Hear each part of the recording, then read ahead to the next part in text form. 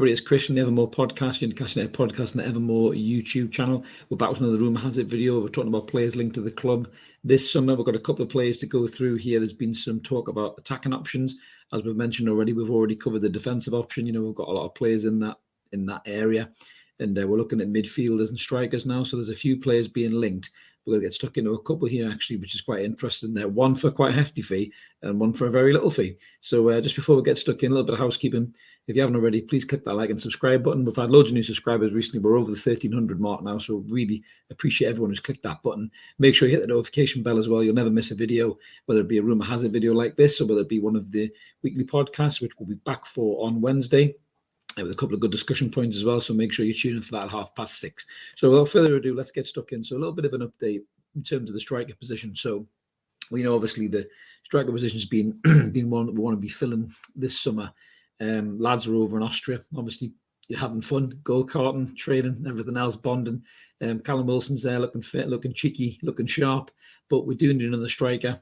And obviously the Ekitike saga fell by the wayside. Sounds like he's agreed now to go to Paris Saint-Germain. So it makes me wonder whether that noise came right at the last minute for the Newcastle deal, and that's potentially why the the agent started to work himself a little bit and try and slowly negotiate Hugo Ekitike out of that deal in Newcastle when they thought PSG was on the horizon. So his loss, really. He won't be part of this project. I think he'll live to regret that, to be honest with you. I think he'll end up as a bit of a bench warmer at PSG if he goes there, and then he'll end up getting sold back to a Ream or a Lille or a St. Etienne or something like that, to be honest with you. So I think it's a bit of a bad decision, a bit foolishly guided by the lad. I might be wrong.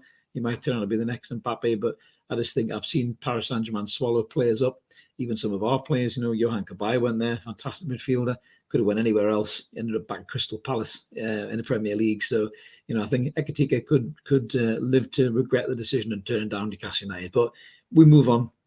Other targets being linked in, and obviously one of the main targets has been linked recently. I think Luke Edwards has covered this in the in the Telegraph, and the Athletic have also covered it. Is that the club is very interested in Alexander Isak? We did a video on Isak a couple of weeks ago, maybe 3 weeks ago. It's all blended into one with this heat wave. And yeah, he's a talented player, 22 years old, Swedish international. Not had a great goal scoring season last season, it's safe to say, and some people are still focusing on that, but just think he had a bit of an iffy season. Sometimes players do that, but he's 22 years old. He's got loads of potential. He scored shitloads of goals, scored loads of goals for Sweden. The season before, he was one of the most potent strikers in Europe. Arsenal were sniffing around for him. So the lad's definitely got ability, and I think he plays through the middle predominantly. Me and Mark had a chat about this on what's going on Monday.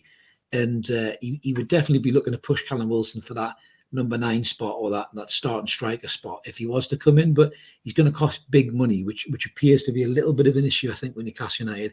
So we might end up in a bit of a similar situation to the Sven Botman deal. So apparently, I'm just looking through the details here. So Steve Nixon is a huge fan, our main man in recruitment, and the whole Newcastle board are in agreement that signing Isak, is definitely something they're all interested in. But he's got a release clause at Sociedad of 70 million quid, which is a lot of money. And I think after the seasons he's had last season, they're probably not going to get 70 million. So the figure's talking, probably just over 40 million. Now, our club record signing is 40 million, which I think would be Bruno by the time that's all paid up. So we'd have to go over the 40 million to get this deal done. I mean, we were willing to pay, nearly 30 million quid for Hugo Ekitike, based on potential of one good season, really. So, I think with Alexander Isak probably being a bit more established than Hugo Ekitike, 40 million quid on Isak isn't a bad bit of business, really.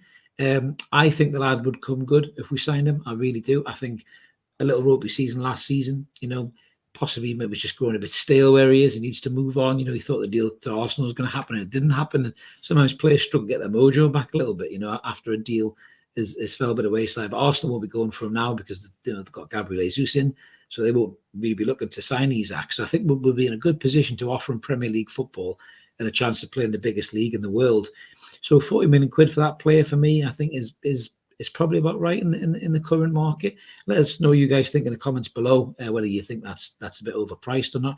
But I think there might be a bit of brinkmanship going on with this deal.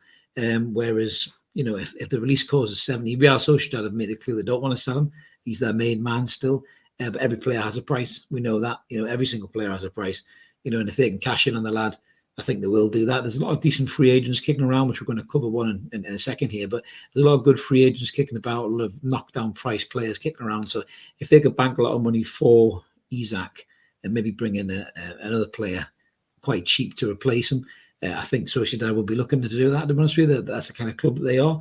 Over the years, they've sold quality players in the past, like the Xabi Alonso, guys like that. They have sold top players in the past and cashed in on them. So they are a club that will sell for the right price. So we'll watch that one with great interest. I think we're all going to be watching that. And I think if anything's going to happen with Isak, I think we'll start to see the ball rolling probably next week on that one. And it'll start to get a bit more noisy.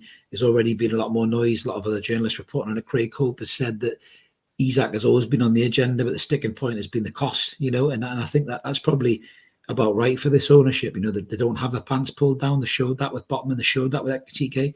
So if there's a deal to be done with Isak, I think that they'll not be wanting to pay too much money. So we'll definitely keep an eye on that one, as it progresses through the week, because we're getting close to the season starting now. So I think definitely we need to be signing that striker. We need to be getting that player in. So this brings me nicely on to the next player that has been linked to us. Now, it's an interesting one, this, because going from a player who's 40 million quid plus to a player who's going to cost you nothing.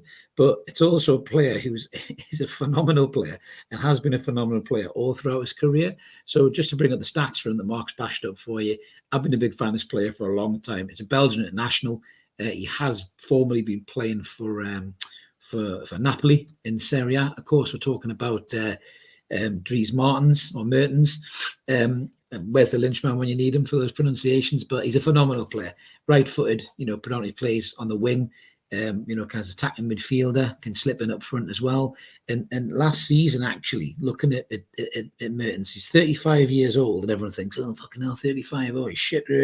Last season in Serie A, 30 appearances, 11 goals, and 2 assists, and that's in Serie A. He got 1 goal in the Europa League and 6 appearances and 1 goal in the Italian Cup. So in 37 games in total, 13 goals, 2 assists. That's not too bad, that, really, when you look at a player like that. If you look at his record in comparison to a lot of our other players, you can see the comparison to Callum Wilson on the right-hand side there. He's head and shoulders above Callum Wilson in terms of goal return. He's head and shoulders in terms of key passing and assists and everything else, because he's not an out-and-out greedy striker like Wilson is. We love him for that, but Wilson's an out-and-out greedy striker. So you can see the key stats Mark's bashed up there. He got finishing. He holds the ball quite well for quite a little guy as well. Passing, key passes, not very good in the air though. It's never been his strength really. He's normally better on the deck, in all fairness. But you can see there, he's in the greens for quite a lot of stats as well. He's 105 caps and 21 goals for Belgium. This is a proper player.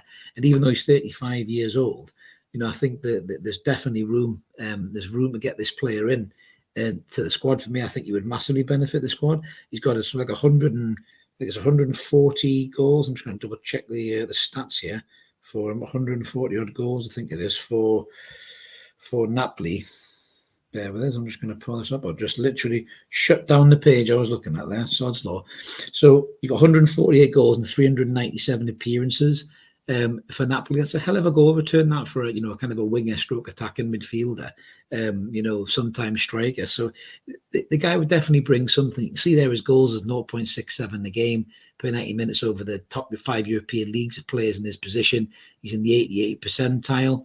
His shots on target as well. He's in the 68th percentile. Goal to shot ratio 87.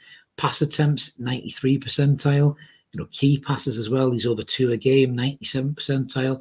So he is a very, very good player. He's got a kind of low center of gravity. He's hard to knock off the ball. He's got quick feet. He's got a bit of pace to him still, even though he's 35 years old. And he's a hell of a finisher, outside the box, inside the box, and he's a proper player. He's an experienced player. I think if you were to put him in our squad, even at 35, a little bit similar to what Trippier did when he came in, I think that level of professionalism, that quality, of a player who's just had a hell of a career. You can give him a short-term contract, and for me, I think it would be a good bit of business. Leeds United are apparently also interested in him.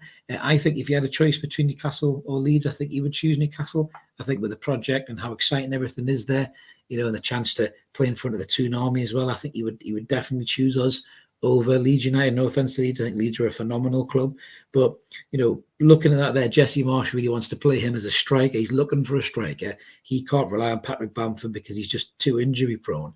But I think for us, Mertens could play across the front three. He could drop into attack the midfield berth if he had to. He could play as a striker if Wilson was injured. Hopefully that won't happen next season. But yeah, for me, I think that Mertens is a smart bit of business. Let us know what you guys think in the comments below. Obviously about Mertens or about the update on Isak as well. Is Mertens too old? Do you think we should be looking elsewhere, or should we take advantage of a quality player on a free transfer? But one thing's for sure, the activity is going to definitely heat up this coming week. We've got 2 games over in Austria. We've got a game on Friday and a game on Monday against 1860 Munich and then Mainz. Then we've got Benfica away, and then we're going to be back here playing against Atlanta. And God, the other one escapes me. I can't remember who it is now. Atlanta, and I'm going to check this now because I've gone blank. You can tell it's late on in the day, and I have heat stroke. Where are we here? Let's have a look. So the game. So we have Atlanta. I know that because I'm going to that game. Atletico Bilbao. I knew it was somebody with an A. So the AAs, Atletico in Atlanta. So after that, we'll be ready to kick off for the season. So we're definitely going to have these players in, embedded in the squad. A few training sessions under the belt, get to know the players, the players around them, see how they gel. So I don't think anyhow I want to hang around too long. I think we'll have our targets. We'll have a striker, we'll maybe have a midfielder stroke winger. Diaby I still think is a top target for us, but again we might get outpriced for that deal. This could all go down to the last kind of week of pre-season really, which isn't ideal because you're kind of struggling to rush these players in. But if they're top quality players, they'll fit into any system really. Look how good Bruno was in January when he came in, and Eddie Howe managed him superbly. So we'll keep an eye on this, see what's going on. This is Chris signing off for Evermore. Let's keep supporting that team with Call United. We're going to be back on Wednesday, as I said, with a cracking show. We're going to be talking about who should start as a goalkeeper between Nick Pope and Dubravka, and also a little bit about Matty Longstaff, whether we think he deserves another chance or not. So make sure you check it out at 6:30. We'll be live, so come in the comments, let us know what you guys think. And as I mentioned at the start, if you haven't already, please hit that like and subscribe button. Come and join us. We've got loads of content coming. We love doing it. It helps the channel grow. We're a very new podcast, and we just really enjoy doing this and enjoy bringing you Newcastle United chat. So we'll catch you next time when another Rumour has a video. Cheers, guys.